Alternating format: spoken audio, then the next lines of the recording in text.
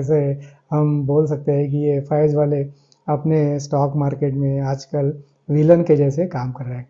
सही में विलन के जैसे काम कर रहे हैं क्या? चलिए देखते हैं। एफआईआईज का नेचर ही ऐसा है कि जहाँ पे उनको प्रॉफिट दिखेगा वहाँ पे वो बेचेंगे और वही पैसा वो डाइवर्ट करेंगे जहाँ पे उनको अपॉर्चुनिटी दिखता है वहाँ पे। इसका रीज़न ये है अनसर्टेनिटी। ये अनसर्टेनिटी में बुक्स में और क्या क्या निकलेगा मालूम नहीं, तो there is a environment of uncertainty, इसीलिए मार्केट ने उसका जो इफेक्ट है वो ज़्यादा फैक्टर किया। फॉरेन इंस्टीट्यूशनल इन्वेस्टर्स मतलब एफआईआईज मार्केट में क्या हवॉक कर सकते हैं, ये हम पिछले 5 से 6 महीने से हम लोग देख रहे हैं। फॉरेन इंस्टीट्यूशनल इन्वेस्टर्स जो है वो कंटिन्यूसली इंडियन मार्केट में जो उनका जो होल्डिंग है इक्विटीज़ का बेचे जा रहे हैं और अपने स्मॉल कैप हो, मिड कैप हो या लार्ज कैप हो, धीरे धीरे करके स्मॉल कैप और मिड कैप में स्पीड ज़्यादा, लार्ज कैप में सम ऑफ द लार्ज कैप में स्पीड कम, लेकिन everything has been coming down since last few months and the reason behind that is heavy selling by FIIs foreign institutional investors। तो आज के video में हम उसी का एनालिसिस करेंगे। तो स्वागत है आप सभी का अपने चैनल पे अकाउंटिंग बाय आपटे A+ है, where we get to learn to earn, और मेरा नाम है चारुदत्ता आपटे। दोस्तों, मार्केट में जो इन्वेस्टर्स रहते हैं वो 3-4 टाइप के रहते हैं। एक है एफआईआईज जो अब ये अभी अपने आज के वीडियो में डिस्कस करने वाले हैं, फॉरेन इंस्टीट्यूशनल इन्वेस्टर्स। दूसरे है DIIs, domestic institutional investors, mutual funds है, एचयूएफ्स है और सम हाई नेटवर्थ वाले इंडिविजुअल्स है।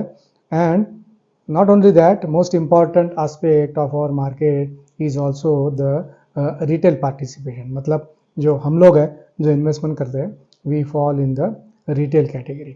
लेकिन दोस्तों, पिछले कुछ महीनों से क्या हो रहा है, कंटिन्यूसली सेलिंग एंड सेलिंग। जैसे हिंदी पिक्चर में विलन के ऊपर एंड वक्त पे आके जो विलन पिक्चर में आके जो भी कांड करता है, वैसे हम बोल सकते हैं कि ये एफआईआईज वाले अपने स्टॉक मार्केट में आजकल विलन के जैसे काम कर रहे हैं। सही में विलन के जैसे काम कर रहे हैं क्या? चलिए देखते हैं। अभी दोस्तों, जो हमने इन्वेस्टर्स की बात की, एफआईआईज, डीआईआईज या एचयूएफ, एचएनआई, रिटेल, उनका इन्वेस्टमेंट का हर एक का एक अलग अलग क्राइटेरिया होता है। कुछ लोगों का क्राइटेरिया है कि उनको मल्टीफोल रिटर्न्स चाहिए, मतलब हम लोग जिसको मल्टी बैगर रिटर्न्स बोलते हैं, 50 टाइम्स, 100 टाइम्स वैसे उनको रिटर्न चाहिए।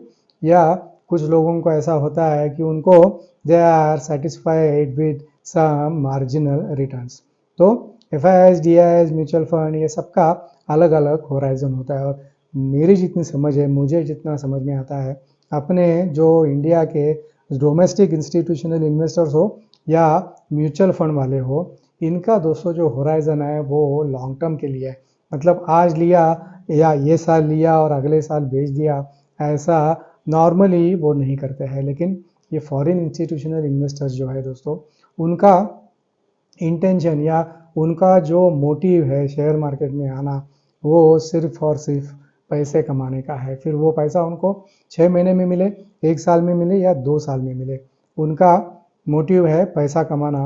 और ऑल ओवर द वर्ल्ड जहाँ पे उनको अपॉर्चुनिटी दिखेगा वहाँ पे वो नई खरीदी करेंगे, या जहाँ पे उनको अपॉर्चुनिटी दिखेगा स्टॉक्स बेच के प्रॉफिट बुक करना, वहाँ पे वो प्रॉफिट बुक करेंगे। Naturally it is a general rule कि जहाँ पे सस्ता मिलता है वहाँ पे हम लोग भी मार्केट में, बड़े मार्केट में, होलसेल मार्केट में जाके अपना फूड आइटम्स हो, ग्रोसरी हो, फ्रूट्स हो, वहाँ पे जाके हम लोग खरीदते हैं क्योंकि वहाँ पे हमको सस्ता मिलता है। लेकिन जो बिजनेसमैन है, वो भी, जो ट्रेडर है या समझो जो ग्रोसरी शॉप वाला है, वो भी वैसे ही मार्केट में जाके, बड़े मार्केट में जाके खरीदी करेगा और रिटेल मार्केट में ऊंचे दाम पे बेचेगा। कहने का तात्पर्य यह है कि FIIs also they are always on the lookout, कहाँ पे उनको मार्केट सस्ता है वहाँ पे परचेसिंग करेंगे, बाइंग करेंगे, थोड़े टाइम तक रोकेंगे, फिर जब भी उनको अच्छा अप्रिसिएशन दिखता है जहाँ पे वो इन्वेस्टेड है वहाँ पे, और अगर किसी दूसरे कंट्री के मार्केट में उनको अपॉर्चुनिटी दिखा कि वो मार्केट इंडियन मार्केट से या समझो XYZ कंट्री के मार्केट से सस्ता है, then naturally they would start shifting from market where they see profit to the market where they see opportunity. So दोस्तों ये profit and opportunity for them goes hand in hand. जहाँ पे profit दिखता है वहाँ पे वो बेचेंगे, जहाँ पे अपॉर्चुनिटी दिखता है कि यहाँ पे अभी प्रॉफिट हमको अच्छा मिलने के चांसेस है, वहाँ पे वो इन्वेस्ट करेंगे। वैसे ही दोस्तों यूएसए में गवर्नमेंट चेंज हुआ, then the initial understanding and सबके माइंड में यही था कि अभी अमेरिका के जो मार्केट्स है वो मार्केट अभी दौड़ेंगे। वैसा टू अ लार्जर एक्सटेंट हुआ भी। तो वहाँ का जो मार्केट में जो स्टॉक मार्केट में जो इंक्रीज होने वाला था या बाद में जो हुआ गवर्नमेंट चेंज होने के बाद, उसका फ़ायदा उठाने के लिए नेचुरली जो एफआईआईस थे post Covid and also during the Covid, उन्होंने बहुत से अपने इंडियन कंपनीज में उनका स्टेक धीरे धीरे करके बढ़ाया था। और जो बढ़ाया हुआ स्टेक था वही अभी वो जो भी उनको प्रॉफिट दिख रहा है, सब्सटेंशियल प्रॉफिट दिख रहा है, तो यहाँ पे बेच के वो वहाँ पे ऑलरेडी चले गए। और जो मार्केट सेंटिमेंट था वो भी अपना इंडियन मार्केट का स्मॉल कैप मिड कैप का मार्केट सेंटिमेंट बहुत ही वीक करके वो यूएस मार्केट में चले गए। तो उनको जितना बेचना था उतना उन्होंने बेचा, जितना ले सकते थे equivalent amount some of the time अपने जो डोमेस्टिक इंस्टीट्यूशनल इन्वेस्टर्स है उन्होंने इंडियन मार्केट में खरीदे। तो just to conclude on FIIs topic, FIIs का नेचर ही ऐसा है कि जहाँ पे उनको प्रॉफिट दिखेगा वहाँ पे वो बेचेंगे और वही पैसा वो डाइवर्ट करेंगे जहाँ पे उनको अपॉर्चुनिटी दिखता है वहाँ पे। अभी जो इंडियन मार्केट है वो इंडियन मार्केट में एफआईआईएस का सेलिंग जो है वो हमने देखा कि पिछले कुछ दिनों में कम हुआ है, बंद नहीं हुआ है लेकिन डेफिनेटली कम हुआ है। अभी समझो किसी कंपनी में 15% एफआईआईएस का होल्डिंग था, उसमें से ऑलरेडी अगर 10% उन्होंने बेचा है, naturally 3-4% at least for participation FIIs are going to hold, they are not going to make their stake zero in each and every company। तो मुझे भी दोस्तों अभी ऐसा लगता है कि आगे जाके FIIs को जितना बेचना था इंडियन मार्केट में उतना उन्होंने बेचा, जितना इंटरनेशनल मार्केट में खरीदी करना था, परचेसिंग करना था, उतना खरीदी किया। Now it's time, now the tides will change, ऐसा मुझे लगता है। Now more stability we will see in Indian market than the other markets। फिर वो यूएस का मार्केट हो या यूरोप का मार्केट हो, वहाँ पे थोड़ा फ्लक्चुएशंस मार्केट में वोलेटिलिटी बढ़ सकता है, लेकिन अपना जो इंडियन मार्केट है उसका जो वोलेटिलिटी है वो अभी मुझे लगता है कि कम होगा। इसके दोस्तों कुछ कुछ इंडिकेशंस भी है। एक इंडिकेशन, मेन इंडिकेशन है जो सेलिंग का फिगर था, वो नेचुरली दैट सेलिंग का figure now is gradually but it's coming down. दूसरा है दोस्तों जो डॉलर का जो इंडेक्स है, वो डॉलर का इंडेक्स भी अभी इंडिया के लिए फेवरेबल है और रूपी भी अभी धीरे धीरे स्ट्रांग हो रहा है। जो ऑयल के प्राइसेस है वो ऑयल के प्राइसेस भी स्टेबल है। जो ऑल टाइम हाई थे, जब भी पीक पे थे कुछ महीनों पहले, उससे अभी ऑयल के प्राइसेस भी नीचे आके 70, 71, 72 डॉलर्स के आसपास है। जब भी एफआईआईएस ने बेचना चालू किया था तभी नो डाउट अपना रूपी डिप्रीशिएट होना चालू हुआ था, लेकिन अभी रूपी में भी स्टेबिलिटी है and rupee is also getting slowly but surely stronger as compare to dollar. तो दोस्तों ये भी एक साइन है कि अभी मुझे ऐसा लगता है कि एफआईआईएस का जो सेलिंग है वो कम होगा। In any case domestic institutional investors ने अगर पूरा का पूरा नहीं लेकिन ऑलमोस्ट 70 to 80% जो इक्विटी है जो एफआईआईएस ने बेचा वो डोमेस्टिक इंस्टीट्यूशनल इन्वेस्टर्स ने ऑलरेडी खरीदा हुआ है, रिटेल ने भी थोड़ा फार खरीदा हुआ है। That shows the confidence of domestic institutional investors in our Indian market. तो मुझे ऐसा लगता है कि आगे चल के अभी एफआईआईएस का सेलिंग कम होगा, अपना डोमेस्टिक इंस्टीट्यूशनल इन्वेस्टर्स का जो उनका जो बाइंग का परसेंटेज है वो कांस्टेंट रहेगा, रिटेल का पार्टिसिपेशन भी आएगा। तो जो अभी जो हम लोग डाउन टर्न देख रहे हैं मार्केट में, वो डाउन टर्न का जो स्पीड है वो भी अभी कम हुआ है। अभी मार्केट में थोड़ा स्टेबिलिटी भी आया है और आगे जाके और आएगा, ये भी ऐसा भी मुझे लगता है। लेकिन मार्केट डायनामिक है, कौन से इवेंट पे कौन से न्यूज़ पे कैसे रिएक्ट करेगा ये प्रेडिक्ट करना डिफ़िकल्ट है, मुश्किल है। ये सिर्फ मेरा एनालिसिस है। तो पैसा आपका है, कौन सा शेयर खरीदना है, कब खरीदना है, कितना क्वांटिटी खरीदना है, कितना प्रॉफिट बुक करना है, कब इन्वेस्ट करना है, पैसा आपका है, फ़ायदा नुकसान भी दोनों आपका है।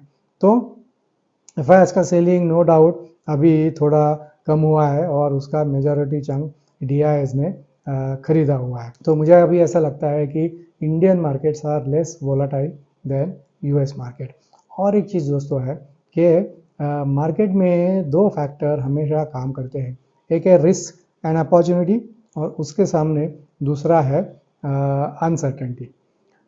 रिस्क रहेगा, मार्केट वो स्टॉक के प्राइस में ऑलरेडी वो रिस्क फैक्टर कर देता है, क्योंकि मार्केट को मालूम है कि ये XYZ ये पर्टिकुलर कंपनी में या पर्टिकुलर सेक्टर को रिस्क है। अपॉर्चुनिटी रहेगा, वो भी स्टॉक प्राइस में पहले से मार्केट फैक्टर करता है। रिस्क रहेगा, नो डाउट शेयर का भाव ऑलरेडी फैक्टर करके नीचे जाएगा।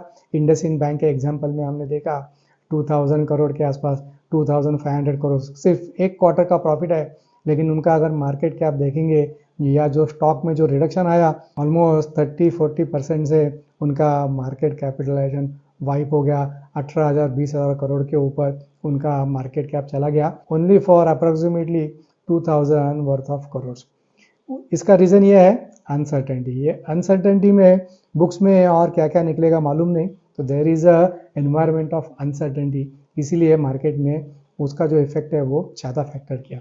आइडेंटिफाइड रिस्क होती तो जो नेगेटिव इम्पैक्ट था वो कम होता था। तो अभी इंडियन मार्केट में मुझे ऐसा लगता है कि uncertainty to a larger extent थोड़ा कम हुआ है, रिस्क नो डाउट है, but also there are opportunities as compare to that. US का जो मार्केट है उसमें अभी मुझे दोस्तों अनसर्टेनिटी ज़्यादा लगता है। अनसर्टेनिटी क्यों लगता है? क्योंकि टैरिफ जो है वो हर एक जो कंट्री है उसके ऊपर लगाया जा रहा है left right and centre, and also the statements which are coming in those are creating an environment of uncertainty.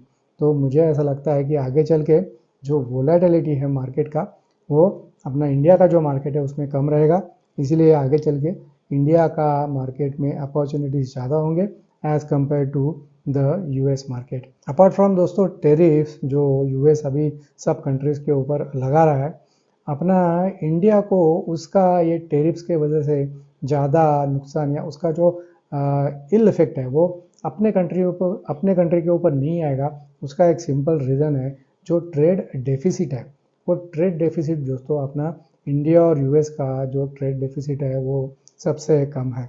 अगर हम चाइना की बात करेंगे तो ऑलमोस्ट 295 बिलियन डॉलर का उनका ट्रेड डेफिसिट है।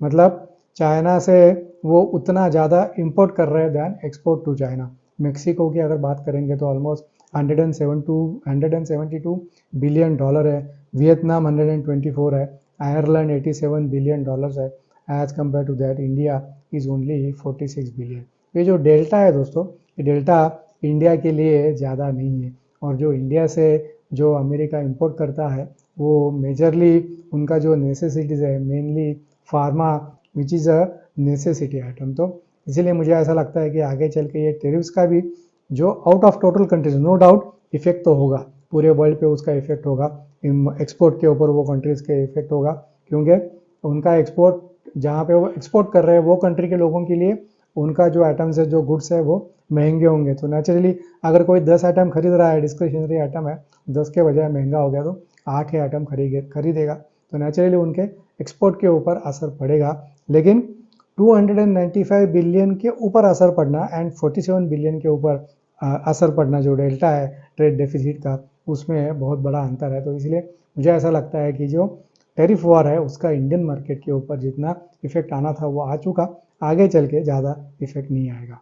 इंडियन मार्केट में भी अगर समझो किसी को इन्वेस्ट करना है तो कंज्यूमर रिलेटेड डिस्क्रिशनरी जो स्पेंड है उसके ऊपर जो इनकम टैक्स अभी जो बचा है 1 लाख रुपया, उसका धीरे धीरे करके मार्केट में हमको इफेक्ट दिखने लगेगा।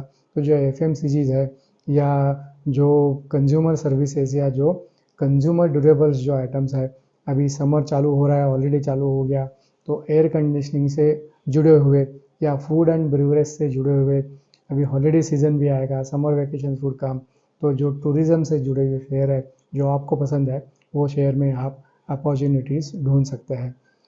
कैसे अपॉर्चुनिटी ढूंढना है, and in this new changed environment मैंने भी मेरा थोड़ा सा अप्रोच चेंज किया है। बाइंग अपॉर्चुनिटीज़ अभी मैं कैसे आइडेंटिफाई कर रहा हूँ, ये दोस्तों सब हम लोग डिस्कस करेंगे इसके बाद जो अपना वीडियो आएगा कि in the current market scenario stock को कैसे आइडेंटिफाई करना है, क्या क्या क्राइटेरियाज अभी मैं यूज़ कर रहा हूँ और मेरा जो पहले का पॉलिसी था पिछले साल तक का, उसमें मैंने स्टॉक आइडेंटिफिकेशन में क्या चेंज किया है। क्योंकि दोस्तों मार्केट स्टेबल होने के बाद जब भी वापस ऊपर चढ़ना शुरू करेगा तभी जो मार्केट लीडर्स है, मतलब जो शेयर्स मार्केट को ऊपर लेके जाएंगे, उसमें definitely there will be a change.